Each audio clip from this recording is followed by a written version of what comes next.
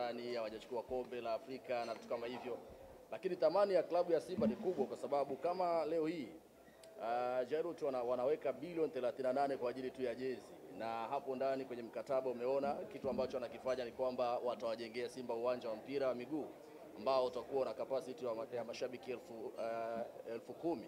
Unaona bana, lakini wakati huo pia bado watawapatia basi la kisasa kabisa aina ya Iriza. Kwa hiyo kuna vitu vinashtua kwenye ule mkataba. Mimi mwenyewe nilikuwa namwangalia yule mwamba wakati anazungumza, sasa jamaa ina wanatoa wapi? Bilioni 38 mzee, sio mchezo, na imeshtua nchi kusema kweli, kwa sababu ni kitu ambacho watu wengi hatukutarajia. Tumeona Simba kwa msimu wao wakati anaingia Fred Vunjabei aliweka bilioni 2.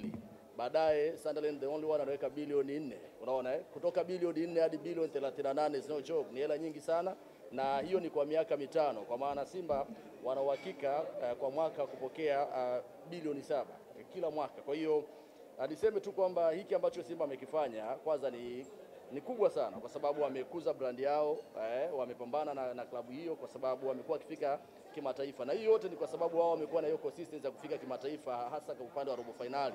Wameenda 4 za CAF Champions League, 2 za Confederation, kitu ambacho vilabu vingine vinakuwa vina struggle sana, lakini wakati huo pia wakichukua ubingwa back to back. Ukiachana na ligi, kimataifa wamekuwa kitamba sana. Sasa wao wenyewe Jairut wanafahamu kwamba wanapokuwa wanaweka pesa yao Simba, return yao wataipata kwa haraka, kwa sababu Simba wanakuwa wanaenda kimataifa zaidi. Kwa msimu huu naona wamefika hadi hatua nusu finali, bado wana uhakika wa kufika pia finali. Kwa hiyo msimu ujao pia Simba wana uhakika wa kwenda CAF Champions League. Kwa hiyo wanaamini ya kwamba hiki ambacho wanakifanya kitawapa mrejesho mkubwa sana hapo baadaye. Lakini lazima upongeze Simba kwa sababu hii ni kubwa zaidi kwa ukanda huu wa Afrika Mashariki. Haijawahi kutokea kuona kwamba mzabuni tu wa masuala ya jezi anaweka bilioni 38, huku kwenye mkataba kuna vifungu vya kuwekewa labda kujengewa uwanja, mashabiki 10,000, kuletewa gari la Iriza. Simba alikuwa anateseka, kuna kipindi niko kwenye bango hilo au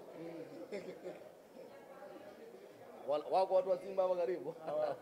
Kuna kipindi Simba basi lao lilipata changamoto, unakumbuka? Wakawa wachezaji wanaenda uwanjani na Costa. Yaani basi ilikuwa la changamoto, na baadaye tukawa tunauliza basi la Simba liko wapi bwana na vitu kama hivyo. Sasa hivi wanatoka kwenye basi ile ambao walikuwa wanaitumia, sasa hivi wanaenda kwenye Iriza, na wana deserve of course. Klabu kama Simba wanapaswa kuwa na basi la kisasa Iriza. Yaani Azam wana Iriza alafu Simba hawana.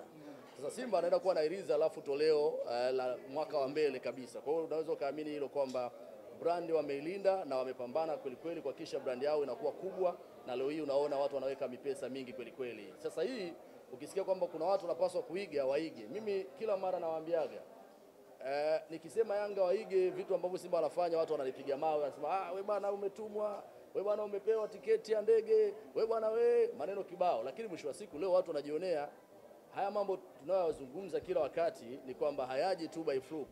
Haya ni mambo ambayo yanafanyika taratibu kimchakato, na wanaenda taratibu, lakini leo hii unaona watu wana cement ubora wao kila kukicha kwenye michuano ya kimataifa. Watu wanaendelea kupalilia brand walionayo, haishuki. Yaani wakienda robo finali, sio kwamba leo umeenda robo finali, kesho umeenda zako umeshia hatua makundi. Haiwezekani. Ili uweze kuwa mkubwa, lazima upambane na giant, lazima uendelee kuprotect uwanja wa Benjamin Mkapa. Yoyote anayekuja anapasuka. Leo hii unaona mtu anaweka pale bilioni 38 brother, sio mchezo, ni hela nyingi sana. Lakini swala la uwanja kwangu ndio kitu kikubwa kuliko vitu vyote ambavyo vimezungumzwa pale. Simba na Yanga kukosa uwanja wao tu wa mpira wa miguu ni aibu kweli kweli, yani ni fedheha. Unakosa uwanja, mnashindana, mmoja anatoka Chamazi wanaenda kugombania uwanja wa KMC brother. Uwanja wa KMC yenyewe ule juzi nimetoka kuongea pale kwamba waandishi wa habari wenyewe tuthaminiwi, tunaweka tu la kutukinga na jua hakuna. Leo hii Simba wanaenda kujengewa uwanja, na hawa jamaa wako very serious kwa namna ambavyo wamezungumza. Naamini wanaenda kujenga uwanja huo wa kisasa kabisa wa watu 10,000 ambao mashabiki wa Simba watakuwa na enjoy, hasa kwa hapa Dar es Salaam. Alizungumza mwekezaji wa klabu ya soka ya Simba kwamba atakwenda kufanya uwekezaji mkubwa ndani ya Simba, lakini tumeona mpaka sasa yale ambayo aliyaahidi ni kwa pamoja na kutengeneza uwanja, lakini tumeona kama bado hajafikia kwenye ile progressive ambayo alikuwa anataka kwenda kuifanya. Pengine labda tutarajie maneno tu ambayo huwa yanazungumzwa, lakini kwenye swala la vitendo yanakuwa ni kama vile hayatiliwi mkazo. Yeah, of course. Kuna wakati ukisikiliza maneno ya hawa wafadhili na wawekezaji unaweza ukafurahi kwa sababu wanatia zaidi sukari katika mazungumzo. Hata Engineer Hersi wakati anagombea anaomba nafasi ya urais pale Young Africans aliwaambia cha kwanza atakachokifanya ni kujenga uwanja, lakini tumekuwa tukiona magreda tu yanapita pale yanasawazisha, yanafanya levelize, lakini hauoni chochote ambacho kinafanyika. Lakini kwa upande wa Mohamed Dewji kuna mtu ambaye leo anaweza akampiga mawe Mohamed Dewji kwa sababu yeye hata kabla hajazungumza tayari na viwanja viwili vya mazoezi pale Bunju. Niambie, Yanga wana uwanja wa mazoezi wapi? Simba tayari wana viwanja viwili vya mazoezi pale Bunju. Hawaendi kulipia uwanja ili wafanye mazoezi. Wamefanya progress, lakini leo hii wana kambi yao. Kwa hiyo kuna kitu ambacho wamekifanya. Inawezekana labda ilikuwa ni process zinaendelea, lakini kwa huyu ambaye ameingia Jairut ni wazi kwamba anaenda kutia chachu kwenye kupalilia mkataba wake, kwa sababu unajua katika mikataba pale kuna vifungu na vipengele ambavyo lazima uvifanikishe kwa short term and long term plan. Unajua kuna short term na long term plan kwenye mkataba wako.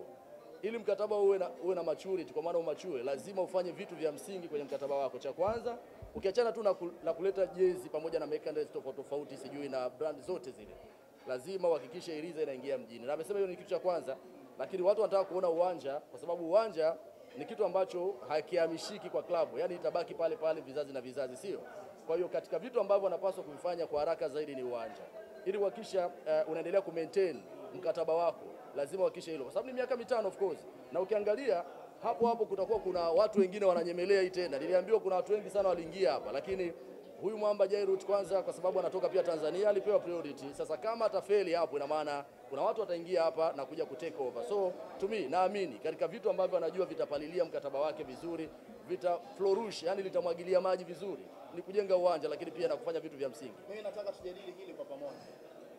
Wakati akiondoka alisema kuna kitu ambacho atakwenda kuwapa furaha wana Simba, na katika kila mwisho wa msimu alisema kila mwanzo wa msimu atakwenda kusajili mchezaji mmoja ambaye wana Simba watakuwa wanamtaka. Nani alisema? Yeye mwenyewe Jairut ambaye alipokuwa akizungumza. Kipaumbele sasa hivi kwa watu wa Simba ni kumuona namba 10 mzawa akitua katika viunga vya wekundu wa Msimbazi Simba.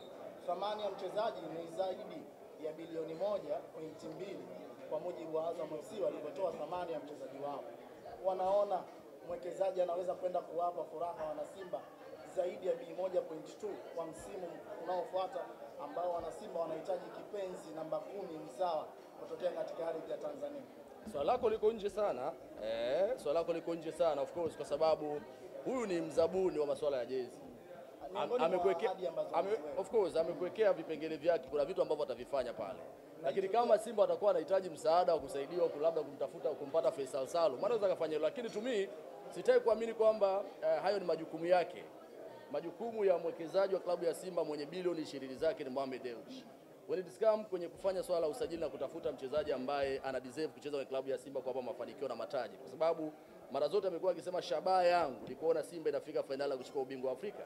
Huwezi ukachukua ubingwa wa Afrika kama baadhi ya maeneo una magepu. Mfano kama eneo la namba 10 Simba, hiyo shida ipo. Jean Chaza huwa of course mchezaji wa namba, lakini hakupi uhakika wa kutoa pasi za mwisho katika mechi kubwa kama ambavyo tumekuwa tukishuhudia. Kwa hiyo Faisal Salum, one of the best playmaker kwa sasa kwenye nchi. Nimesikia hapo katikati Yanga nayo sasa hivi wanataka kumrejesha wamwekee heshima na vitu kama hivyo, lakini Simba wao tayari walishafika hadi kwa mzee Salim Said Bakresa. Bana tunamtaka kijana. Na Faisal Salum mapenzi yake sasa hivi yako Simba, anatamani sana aende Simba ili akanufaike zaidi kwenda kucheza zaidi katika hatua kubwa, hasa kwa upande wa michuano ya CAF. Kwa kwangu mimi naamini kama watahitaji msaada kwa Jairut wanaweza wakapata, kwa sababu bilioni 1.2 kwa Simba ni hela ndogo. Imagine huyu hapa mwamba anaweka bilioni 38. Sasa wakichukua tu kipande kidogo pale wakatupia pale kwa ajili ya kumweka Faisal na shindikana vipi. Kwa kwangu mimi hivyo ni vitu minor sana, vitu vidogo ambavyo vinawezekana. Sasa hivi tuache kwanza tuone mikataba yao wanafanya nini, wanahakikisha wanafanya vitu vya msingi ambavyo wameamua kuvifanya kwa sasa. Kwa hiyo msimu tutarajia na swala la muda tu. Faisal kwa yote aliyofanyiwa, yeye mwenyewe alisema kama Yanga wananitaka waende kwa kazungumze na mama. So kama mama yake kipenzi atakubali Faisal Salum akacheze Young Africans, itakuwa ni juu yao, lakini kejeli, kadhia na mambo mengi aliyofanyiwa, kama atarudisha moyo nyuma itakuwa ni yeye. Lakini to me naweza nikaisema tena hii kama Friji Bovu, Faisal Salum leo hii kwa uwezo alionao, kwa age alionayo, spirit ya upambanaji alionayo, quality yake na klasi yake, hadi deserve kucheza Tanzania. na kama atataka kucheza Tanzania, now it's time kwenda kucheza Simba, kwa sababu Yanga ameshacheza, hakuna kipya chini ya jua. Utaenda kucheza Young Africans ili kuachieve kitu gani? Kwa sababu tayari ulishacheza, ulishawasaidia, ulishafanya makubwa kwa kipindi kile. Lakini leo hii unaenda Simba, wewe unategemea kila msimu unafika robo finali, kila msimu unafika nusu finali. Unategemea lazima utaenda kutangazwa zaidi, utaenda mbali zaidi. Na faida atakayoenda kupata Simba ni kwamba hata kuwa akibaniwa labda akitaka kwenda kucheza sehemu fulani. Simba wamekuwa ni wanaruhusu sana wachezaji. Wachezaji wakihitajika na vilabu vingine, Simba amekuwa akitoa hiyo option ya kuachia wakaenda kucheza. So to me, naamini mwisho wa msimu itazungumza, lakini yote kwa yote nasema tena nipatie adhabu ninyi waandishi wa habari ndugu zangu, kama Faisal atasalia pale Azam FC msimu ujao. Asante.